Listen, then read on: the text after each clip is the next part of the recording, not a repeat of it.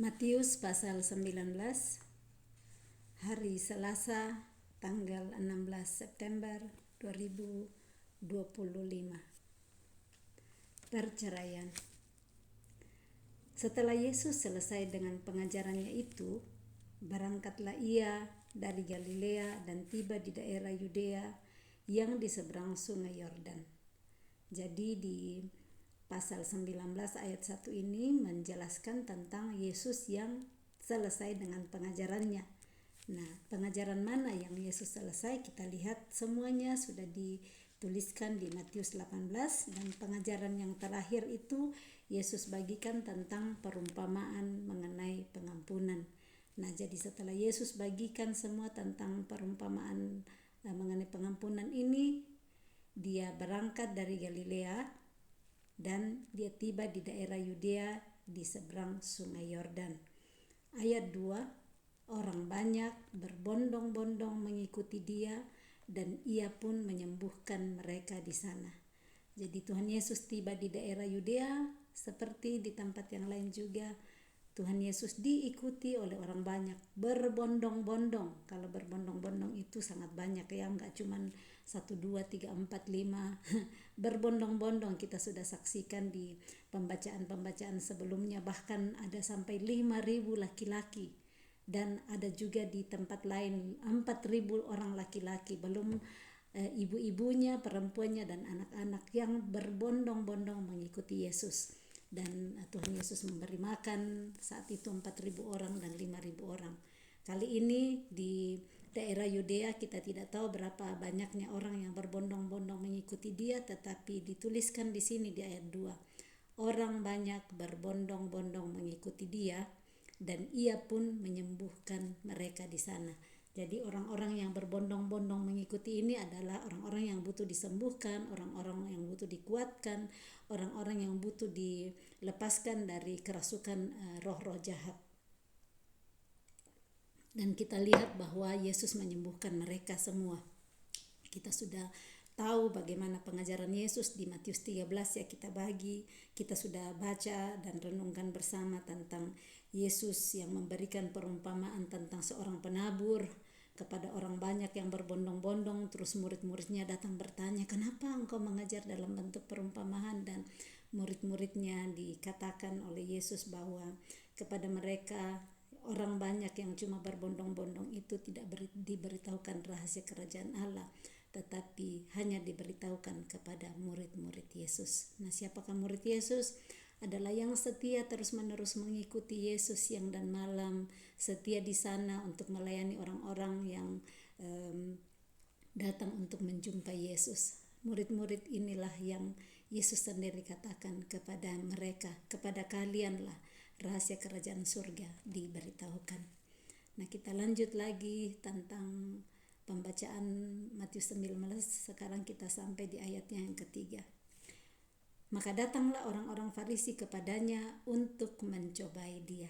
Apa tujuan orang Farisi ini datang? Bukan untuk disembuhkan, bukan untuk dilepaskan dari kuasa jahat, roh jahat, tetapi untuk mencobai Yesus.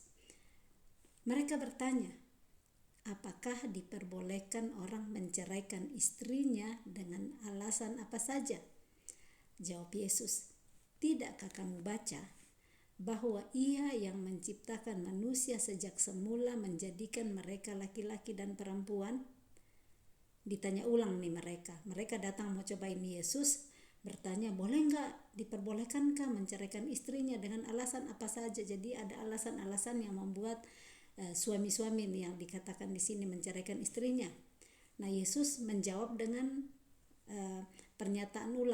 pertanyaan ulang, tidakkah kamu baca bahwa Ia yang menciptakan manusia sejak semula menjadikan mereka laki-laki dan perempuan? Ditantang nih Yesus, kamu kan udah baca apa yang dituliskan sebelumnya.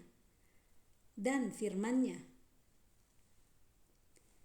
sebab itu laki-laki akan meninggalkan ayah dan ibunya dan bersatu dengan istrinya, sehingga keduanya itu menjadi satu daging. Jadi itu firman yang Tuhan Yesus angkat kembali kepada orang-orang Farisi yang datang bertanya kepada dia, bahwa Laki-laki akan meninggalkan ayah ibunya, bersatu dengan istrinya, sehingga keduanya menjadi satu daging.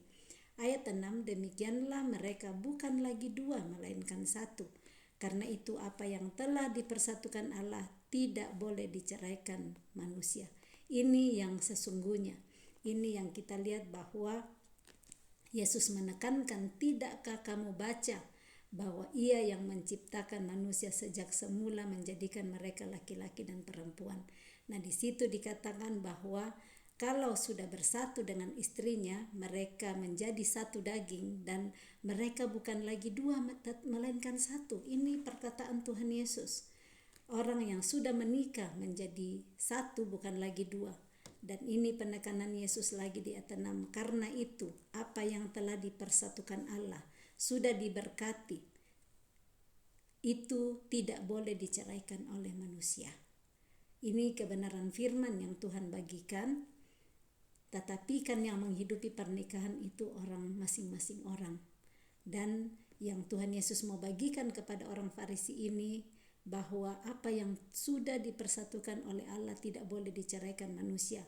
Nah, alasan yang di atas yang dikatakan oleh orang Farisi dengan alasan apa saja. Jadi kalau ada alasan yang masuk akal lah menurut mereka, bisa diceraikan. Tetapi Yesus berkata di sini, kalau Tuhan sudah persatukan, tidak boleh diceraikan manusia. Ayat 7, kata mereka kepadanya, jika demikian, apakah sebabnya Musa memerintahkan untuk memberikan surat cerai jika orang menceraikan istrinya?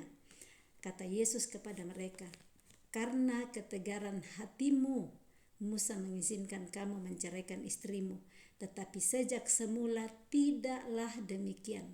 Garis bawahi kata tetapi sejak semula tidaklah demikian. Sejak semula maksud Tuhan dalam pernikahan itu bahwa kalau sudah dipersatukan oleh Allah, tidak boleh diceraikan oleh manusia. Nah, kenapa sampai Musa memberikan surat cerai sebelumnya kepada umat Israel? Karena Yesus menjawab di situ ayat 8, ketegaran hati mereka. Mereka yang maksa. Memang saya mau bercerai, ya bercerai. Nah, ketegaran hati itu yang membuat Musa mengizinkan untuk memberikan surat cerai kepada istrinya. Tetapi inti dari pengajaran Yesus dikata koma di situ, tetapi sejak semula tidaklah demikian. Artinya sejak semula tidaklah diizinkan untuk menceraikan istrinya. Tetapi ketegaran hati orang yang memaksakan, saya tidak mau lagi hidup sama dia. Jadi Musa terpaksa memberikan surat cerai. Ayat 9, tetapi aku berkata kepadamu, barang siapa menceraikan istrinya kecuali karena zina, lalu kawin dengan perempuan lain, ia berbuat zina. Ini banyak sekali orang yang ambil sebagai alasan untuk bercerai ayat ini. Kan Tuhan Yesus sudah bilang dia sudah pergi berzina, karena dikatakan di sini barang siapa menceraikan istrinya kecuali karena zina. Jadi ayat ini banyak yang pakai, ya kan Tuhan Yesus bilang karena dia sudah pergi berzina, dia sudah pergi berselingkuh, jadi oke, kita bisa bercerai. Tetapi di sini kembali di ayat sebelumnya dikatakan tetapi sejak semula tidaklah demikian. Kalau kita pegang firman Tuhan di situ. Nah, dikatakan di sini bahwa orang yang kawin dengan perempuan lain karena pergi menceraikan istrinya karena dia bilang oh dia zina, disebutkan di sini ia berbuat zina. Murid-murid itu berkata kepadanya, jika demikian halnya hubungan antara suami dan istri, lebih baik jangan kawin. Nah, jadi murid-muridnya mau cari jalan gampang nih, ya kalau begitu nggak usah kawin deh.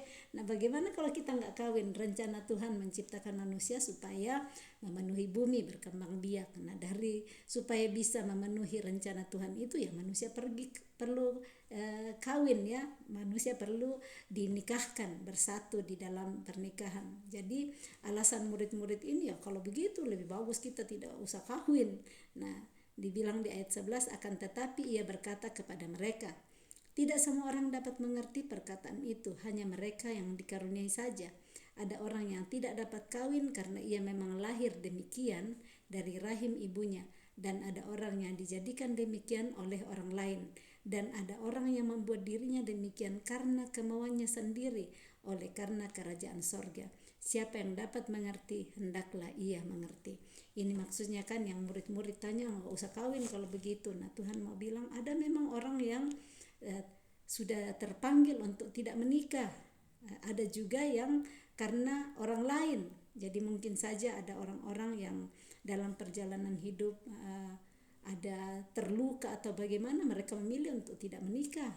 Jadi ini ada hal-hal yang spesial, case-case yang spesial, tetapi jangan nanti semua tidak mau kawin ya, karena dibilang murid-murid tidak usahlah kita kawin, karena memang di dalam pernikahan tidak mudah untuk dua pribadi dipersatukan. Banyak sekali situasi-situasi yang terjadi di dalam rumah tangga, dan benar-benar saat kita mau menghidupi kebenaran firman Tuhan, kita akan tertolong di sana untuk di dalam situasi apapun yang ada pada saat ini dengan yang kita hadapi ya. Jangan kita maksudnya memblame diri sendiri untuk hal-hal yang sudah menjadi pilihan kita sebelumnya.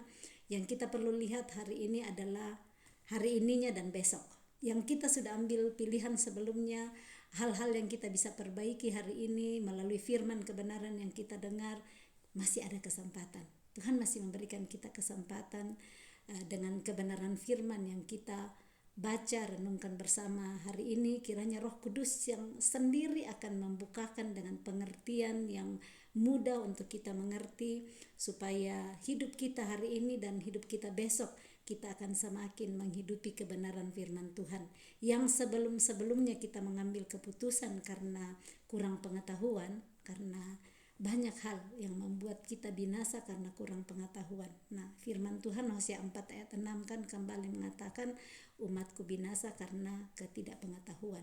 Jadi saat kita semakin tahu kebenaran, kita semakin diberi pengetahuan dari kerajaan sorga seperti hari ini, janganlah kita ambil alasan, ya karena dia sudah selingkuh jadi saya mau cerai.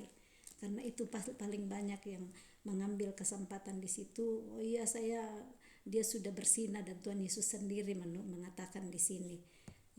Baik kita terus bertanya kepada Roh Kudus untuk tahu kebenarannya, untuk menghidupi hidup yang masih dipercayakan. Kita tidak tahu sampai berapa lama lagi kita hidup.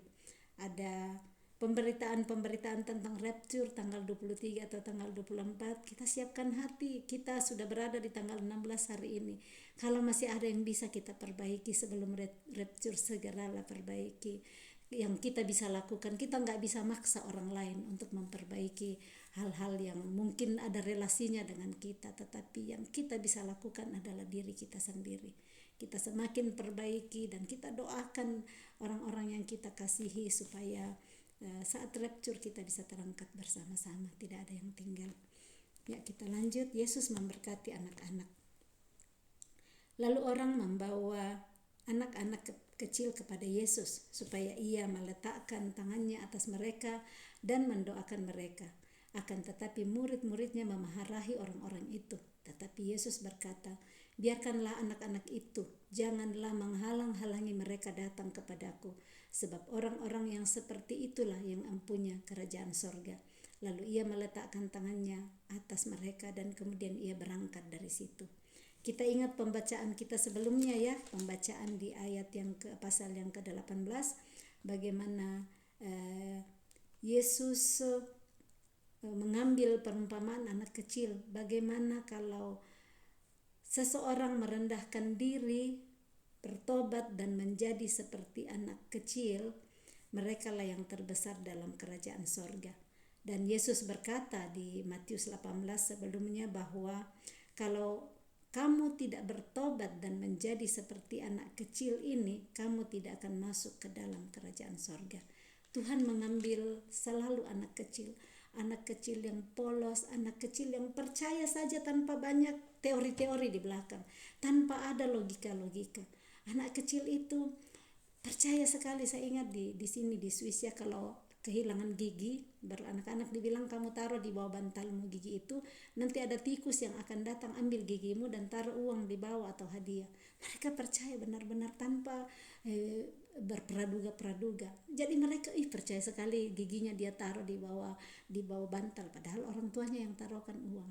Nah, Seperti itulah yang Tuhan mau, supaya kita bertobat menjadi seperti anak kecil, tanpa tanya bagaimana, dengan logika kenapa harus begini, kenapa harus begitu. Iman itu adalah percaya tanpa melihat, iman tanpa ada bukti terlebih dahulu, tapi kita mempercayai. Seperti inilah anak kecil, percaya akan ada tikus yang datang ambil giginya.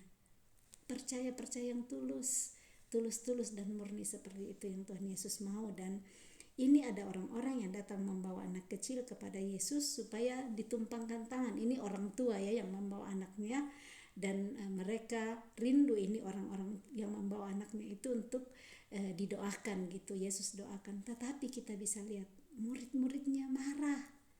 Murid-murid Yesus sendiri yang marahin orang-orang yang tidak bawa anaknya. Nah, murid-murid yang sudah dekat dengan Yesus, ternyata mereka belum nangkap gitu pelajaran Yesus. Jadi seperti inilah kita hari-hari ini ya. Jangan kita merasa minder saat aduh kok masih banyak hal yang saya perlu perbaiki, padahal saya sudah belajar untuk hidup sebagai murid Kristus, tapi kok masih ada lagi yang kedapatan saya, carang-carang yang saya perlu perbaiki, masih kedapatan lagi hal-hal yang tidak benar di dalam hidup saya. Mari jangan menyerah. Murid-murid Yesus pun mengalami seperti itu ya. Murid-murid Yesus sendiri yang tidak ada perasaan belas kasihan kepada anak-anak, malah suruh murid-murid dimarahin orang-orang tua yang datang bawa murid-murid anak-anak kecil kepada Yesus.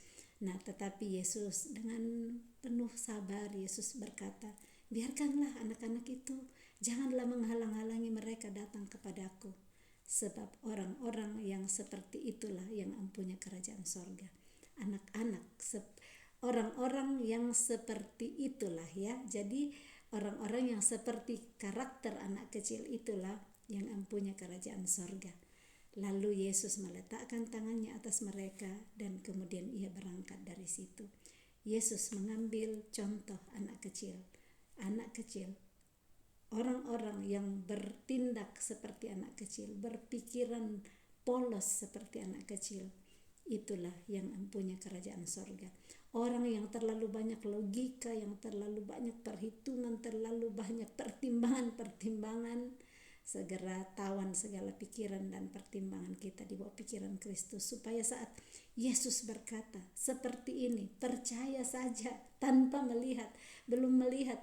Hari ini mungkin kita lihat tidak ada pekerjaan, tapi Tuhan berjanji engkau akan dapat pekerjaan. Percaya saja, percaya dan lakukan bagian kita. Jangan bilang oh ya Tuhan sudah janji saya dapat pekerjaan, tinggal duduk aja di rumah sambil berdoa dan pekerjaan datang. Gak seperti itu. Ada usaha, cari, mungkin ada lowongan pekerjaan, mulailah kita berdoa, Tuhan ini ada lowongan pekerjaan, bisa gak aku dapat.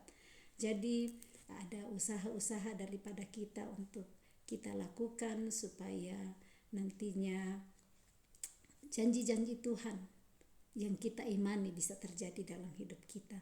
Jadi iman itu kita belum lihat. Iman adalah dasar dari segala sesuatu yang kita harapkan dan bukti dari segala sesuatu yang belum kita lihat. Kita lanjut, orang muda yang kaya, ayat 16. Ada seorang datang kepada Yesus dan berkata, Guru, perbuatan baik apakah yang harus kuperbuat untuk memperoleh hidup yang kekal? Ada ini, dia datang untuk bertanya, ini perbuatan baik apa yang perlu aku perbuat untuk memperoleh hidup yang kekal? Ayat 17 jawab Yesus, apakah sebabnya engkau bertanya kepadaku tentang apa yang baik? Hanya satu yang baik. Tetapi jikalau engkau ingin masuk ke dalam hidup, turutilah segala perintah Allah. Ternyata syarat untuk masuk ke dalam hidup adalah menuruti segala perintah Allah. Kalau kita lihat seperti ini, akan bilang aduh berat sekali Tuhan, perintahmu banyak sekali ya. Baru 10 perintah, 10 hukum.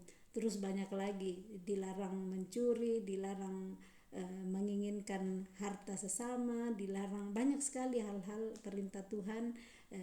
Perintahnya sebelumnya untuk kita mengampuni, banyak hal yang Yesus perintahkan, dan ternyata di sini untuk kita bisa masuk dalam hidup kita perlu menuruti segala perintah Allah. Nah, kalau hari ini kita belum berusaha menaati satu perintah Allah, bagaimana kita bisa menuruti perintah yang lain? Jadi mulailah hari ini, perintah apapun hari ini yang kita dapatkan di hati kita, Roh Kudus berbicara, segeralah turuti itu. Karena di ayat yang ke-17 bagian terakhir ini mengatakan, jikalau engkau ingin masuk ke dalam hidup, turutilah segala perintah Allah. Jangan kita rasa sudah sombong karena saya sudah tidak mencuri, tapi mungkin kita mencuri dalam hal lain. Kita bilang saya tidak membunuh, tapi mungkin kita membunuh karena kita mengata-ngatai saudara kita, sesama kita dengan kata-kata yang menikam. Jadi terus minta pertolongan Roh Kudus supaya kita semakin dibukakan perintah-perintahnya, kehendak-kehendaknya, dan Roh Kudus menolong kita untuk menuruti. Karena kita sendiri banyak hal pasti kita tidak mampu untuk kerjakan perintah Tuhan. Tetapi saat kita tawan segala kehendak kita, segala pikiran, segala perasaan kita, tawan jiwa kita di bawah tuntunan Roh Kudus, maka kita akan disanggupkan untuk menuruti satu persatu perintahnya, satu demi satu. Kalau yang dulu kita pencuri jadi tidak mencuri, yang dulu pembohong jadi nggak pembohong, yang dulu penggosip jadi nggak penggosip, semua mulailah kita turuti perintahnya. Karena untuk bisa turuti segala perintahnya, mulai dulu dari 1 perintah, 2 perintah, 3 perintah, dan itu kita hadapi setiap hari. Akan ada hal-hal perintah-perintah Tuhan yang datang dalam hidup kita setiap hari. Kita bekerja di kantor, kita digaji, yang bekerja digaji dari jam 8 pagi sampai jam 4 sore. Bekerjalah pada jam-jam itu, turuti perintah Tuhan. Jangan curi-curi waktu, nggak ada bos kali ini, aku bisa main HP, aku bisa main Facebook, main Instagram atau yang lain-lain. Kalau nggak ada bos, itu artinya mencuri.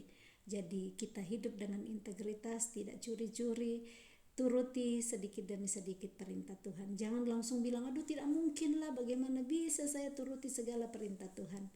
Caranya dengan satu persatu yang setiap hari ada di depan kita, turutilah itu, maka sedikit demi sedikit kita akan mengikuti perintah-perintahnya.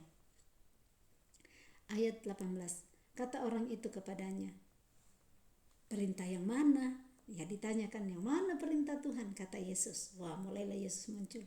Jangan membunuh. Nah, tadi membunuh itu kan bukan hanya nikam orang dengan pedang. Membunuh pun bisa dengan kata-kata. Membunuh pun bisa dengan tatapan mata. Bisa membuat orang terbunuh.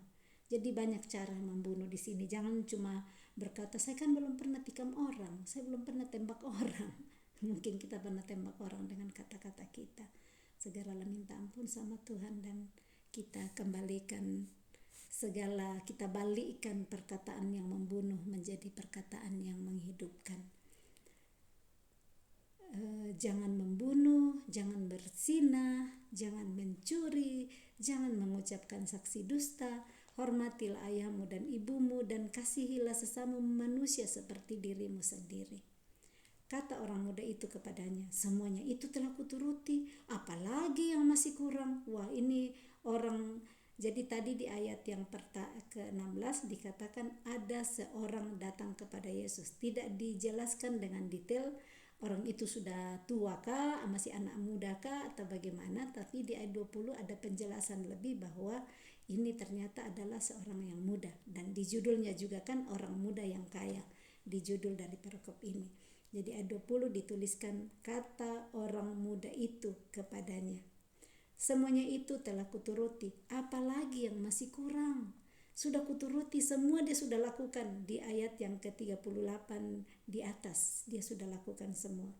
Ayat 23 kata Yesus kepadanya, jikalau engkau hendak sempurna, pergilah, juallah segala milikmu dan berikanlah itu kepada orang-orang miskin, maka engkau akan beroleh harta di surga. Kemudian datanglah kemari dan ikutlah aku. Ketika orang muda itu mendengar perkataan itu, pergilah ia dengan sedih sebab banyak hartanya. Orang yang datang kepada Yesus ini sudah melakukan semua yang diperintahkan Allah, tetapi saat berhubungan dengan harta, dia meninggalkan Yesus dengan sedih. Dia tidak mau berpisah dengan hartanya. Yang lain-lain dia sudah kerjakan. Dia sudah turuti perintah-perintah Allah seperti di ayat 17 yang kita sudah baca bersama, bahwa kalau kita ingin masuk ke dalam hidup, kita perlu menuruti segala perintah Allah. Nah, dia bilang sudah lakukan segalanya kecuali satu ini yang Tuhan bilang, dan dia menolak untuk melakukan perintah ini, pergi menjual segala miliknya dan memberikan kepada orang miskin. Dia terlalu terikat dengan hartanya. Hari ini, apakah kita masih terikat dengan segala harta benda yang kita punya di bumi? Kita tidak tahu besok atau tanggal 23-24 itu rapture datang, segala harta benda yang kita punya tidak ada gunanya lagi. Jadi harta yang kita punya pakai untuk kemuliaan Tuhan. Bukan artinya ya sekarang setiap orang yang datang minta kasih semua. Berikan sesuai dengan tuntunan Roh Kudus. Jangan juga merasa terintimidasi kalau tidak memberikan kepada orang yang datang minta, karena orang bisa saja minta seperti saja kita adalah mesin duit. Jadi berhikmat, karena semua yang kita punya adalah kepunyaan Allah. Dia yang punya semua yang kita miliki. Kita hanya seperti orang yang bekerja di bank ya, kalau yang punya datang minta uang, orang di bank tidak akan pernah bilang saya tidak mau kasih karena itu adalah milik yang menyimpan uang. Seperti itulah kita hanya pengurus keuangan daripada Bapa. Kalau dia yang suruh silahkan beri, tapi kalau bukan dia yang suruh, sekalipun orang bilang kamu pelit, kamu begini, kita tahu yang kita lakukan. Kita berani berdiri di atas kebenaran, berikan saat ada tuntunan untuk memberikan. Ayat 23, Yesus berkata kepada murid-muridnya, Aku berkata kepadamu, sesungguhnya sukar sekali bagi seorang kaya untuk masuk ke dalam kerajaan sorga. Sekali lagi aku berkata kepadamu, lebih mudah seekor unta masuk melalui lubang jarum daripada seorang kaya masuk ke dalam kerajaan Allah. Ketika murid-murid mendengar itu, sangat gemparlah mereka dan berkata, jika demikian siapakah yang dapat diselamatkan? Yesus memandang mereka dan berkata, bagi manusia hal ini tidak mungkin, tetapi bagi Allah segala sesuatu mungkin. Jadi murid-murid yang mendengar perkataan Tuhan Yesus ini, wah susah sekali orang kaya masuk surga. Bahkan unta, bagaimana besarnya unta itu lebih mudah masuk lubang jarum daripada orang kaya masuk ke dalam kerajaan Allah. Tapi firman ini jangan membuat kita takut jadi kaya. Jangan membuat kita, saya tidak mau kaya karena ternyata nanti saya tidak masuk surga. Susah sekali masuk surga. Orang kaya tapi hidup sesuai dengan kebenaran firman Tuhan, mempergunakan hartanya untuk kemuliaan Tuhan, pasti dia akan lebih mudah masuk surga daripada unta masuk lubang jarum. Kita bisa lihat bagaimana hamba-hamba Tuhan semuanya diberkati juga dengan kekayaan. Kita lihat bagaimana Abraham, Daud pun banyak sekali kekayaan, diberikan harta berlimpah-limpah, tapi mereka pakai untuk kemuliaan Tuhan. Jadi yang sukar masuk ke dalam kerajaan surga ini adalah orang kaya yang pakai hartanya hanya untuk kemuliaan dirinya sendiri, pakai hartanya bukan untuk kemuliaan Tuhan. Dan dikatakan, ini muridnya berkata, aduh kalau begitu siapa yang dapat diselamatkan, saking sukarnya masuk kerajaan Allah. Tetapi Yesus berkata, bagi manusia hal itu tidak mungkin, tetapi bagi Allah segala sesuatu mungkin. Bagi Allah segala sesuatu mungkin saat kita mau untuk memberi diri, dituntun oleh Roh Kudus, dituntun oleh pekerjaan Roh Kudus untuk memakai semua yang kita miliki. Bukan cuma dalam bentuk materi, tetapi waktu kita, memberikan tenaga kita, memberikan telinga kita, memberikan mulut kita untuk kemuliaan Tuhan. Maksudnya kalau ada orang yang butuh telinga kita, pakailah, berikanlah telinga kita, bukan cuma dalam bentuk harta. Nah, jangan cuma puas kalau kan saya sudah kasih terus persembahan, saya terus kasih pelayanan, saya kasih berkat kepada panti asuhan atau apa, tapi ada anak kecil mau datang berbagi sama dia nggak mau. Ada anak kecil butuh pelukan, tidak mau. Nah, hal-hal seperti ini yang kita bisa berikan semua, bukan cuma harta benda dalam bentuk materi, tetapi mungkin ada yang butuh sapaan kita, butuh telinga kita, butuh pelukan kita, butuh tatapan mata yang mengasihi. Itu juga kita bisa berikan. Di samping jangan bilang ya saya kan sudah kasih pelukan, tidak usah kasih materi atau berkat. Masing-masing ada porsinya dan ada tempatnya dan ada waktunya. Yang perlu kita lakukan hanya taat mengikuti tuntunan Roh Kudus. Saat kita terus-menerus mendekatkan diri kepada Dia, Dia akan mendekat kepada Dia. Dia akan tuntun kita kepada siapa kita mau berbagi, kepada siapa kita berkata tidak, supaya kita tidak hidup lagi menurut apa yang kita pikir, atau karena kita merasa takut orang bilangin kita pelit atau bagaimana. Tapi kita hidup dengan keberanian karena kita tahu kita menjadi pengurus-pengurus yang baik dari harta kerajaan sorga. Ayat yang berikut, upah mengikut Yesus. Ayat 27.